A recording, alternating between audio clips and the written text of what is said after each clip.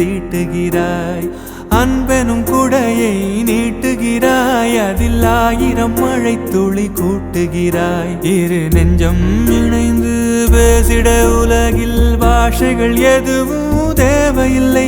சிறு புல்லில் உறங்கும் பனியில் தெரியும் மலையின் அழகோ தாங்கவில்லை. குந்தன் கைகள் பிடித்து போகும் வழி அது போதவில்லை, இன்னும் வேண்டுமடி.